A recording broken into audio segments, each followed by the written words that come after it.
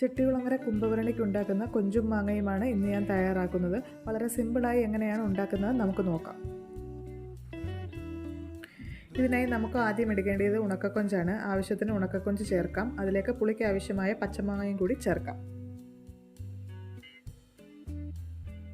ഇനി ഇതിലേക്ക് തേങ്ങ ചതച്ച് ചേർക്കണം. അതിനായിട്ട് ആവശ്യത്തിന് തേങ്ങയും 2-3 ചെറിയ ഉള്ളിയും 2 പച്ചമുളകും അല്പം ഇഞ്ചിയും 1/2 ടീസ്പൂൺ മഞ്ഞൾപ്പൊടിയും 1 നുള്ളു മുളക് പൊടിയും ഒന്ന് ചതച്ച് ഈ കൊഞ്ചിലേക്ക് ചേർക്കാം.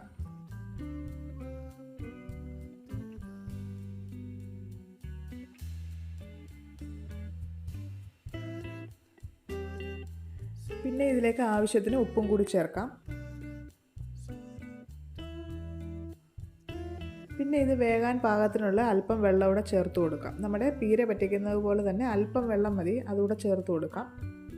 എന്നിട്ട് കൈ കൊണ്ട് നന്നായി മിക്സ് ചെയ്യാം. പിന്നെ ഇതിലേക്ക് നമുക്ക് ആവശ്യമായ കറിവേപ്പിലയുടെ ചേർക്കാം. ഇനി ഇത് അടച്ചു വെച്ച് നമുക്ക് അടുപ്പത്തേക്ക് വെക്കാം. ഇതുവരെ നമ്മൾ അടുപ്പത്തൊന്നും വെച്ചിട്ടില്ല. ഇതെല്ലാം ചെയ്തതിന് ശേഷം മാത്രമാണ് അടുപ്പത്തേക്ക് വെക്കുന്നത്. ഒരു 10-15 മിനിറ്റ് മതി ഇത് വെന്ത് വരാൻ.